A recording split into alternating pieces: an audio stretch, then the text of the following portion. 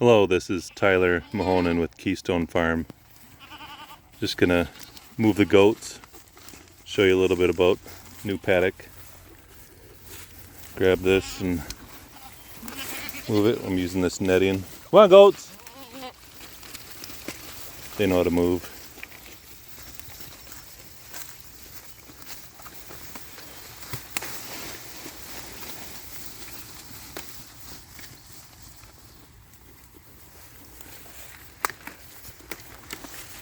I'll close it up here.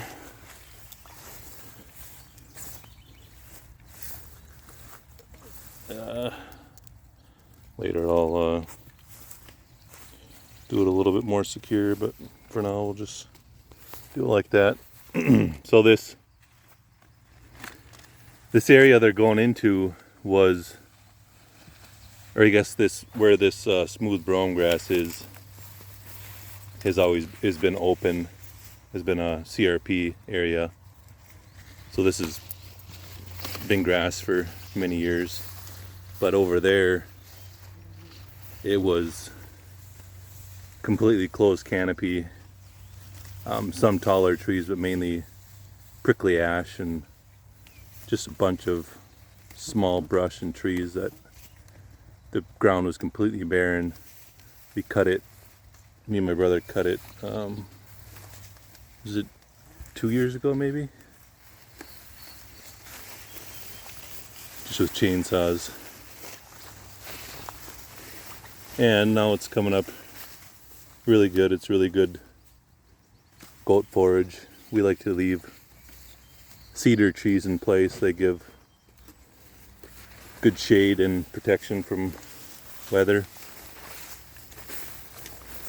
So there's a big spot in the middle here that we stacked all the brush. Had a big bonfire last winter.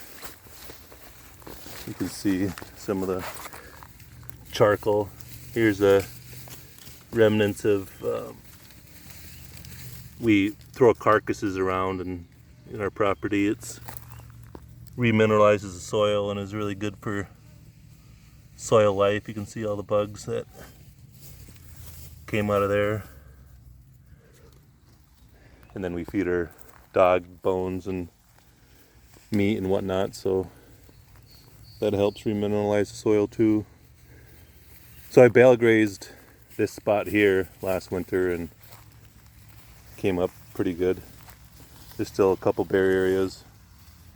I don't know if maybe the fire was too hot there, that it totally burnt out the soil life. That grass can't grow yet, but it'll come in soon enough. Looks like there's some giant ragweed here too. We like giant ragweed. Some of the row crop farmers don't seem to like it, but well, the dog is interested in half rotten bones. There's another chunk of giant ragweed. But this forage is just going crazy. I bale grazed over here, and yeah, it's just going gangbusters. We finally been getting rain this spring and summer, so stuff is growing. I'll walk through it. I can barely walk through it. It's so thick and tall. Burdock, giant ragweed. I'm not sure what this stuff sticks to you.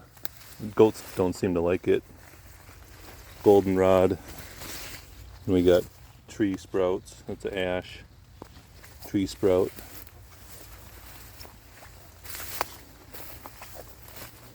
Looks like the hay got a little thick here maybe. Yeah, I'll just step over to their previous paddock, see what we're leaving behind.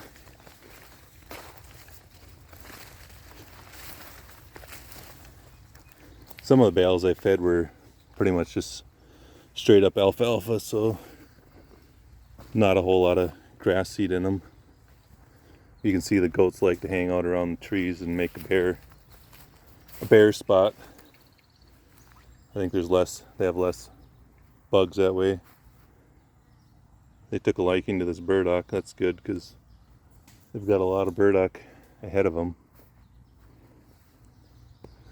So you can see we left a fair amount of forage. They took, you know, the goats are browsers. They like eating above the ground, ideally a few feet above the ground, so they eat everything up high first.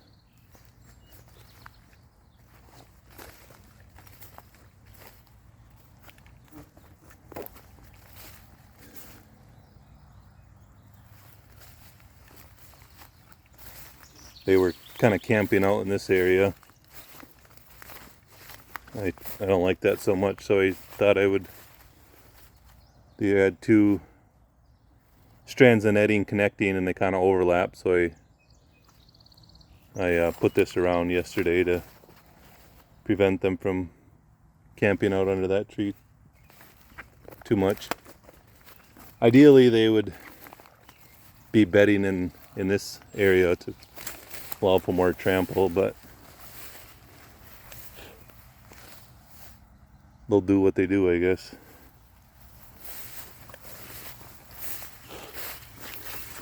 Here's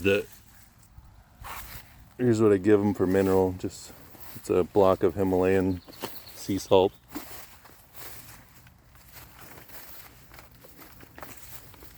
Here's the water tank. I was trying to, it was over there, but it was so sunny it was getting warm, so I figured put it in the shade. I was gone for a week, so looks like it was in the sun. They might have too much. All this grimy stuff is, maybe goats are kind of picky about water, so I might have to take it out and pressure wash it out and clean it. I don't know how much they're drinking. Luckily they do pretty well on little water. This forage has still quite a bit of water in it. Still been raining every few days. So yeah, you can't really see in the video, but like this is a stump, a tree we cut down. Looks like a ash maybe. And so if you have goats, they prevent it from growing back, you know, into, this would grow back into 1, 2, 3, 4, 5, 6 different trees. In a few years they would be, you know, 10, 20 feet tall, and you'd have to take a chainsaw out on them again. So if you're gonna clear woods, you gotta either kill the stump with some type of poison, or get goats, or mow it. You have a few options, so I chose to get goats.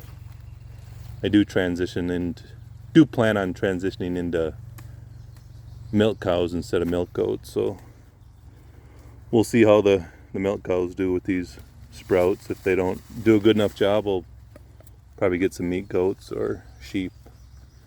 Put sheep on it. My brother has some sheep, so I can just have them rotate through these areas too. All right, that's it for now.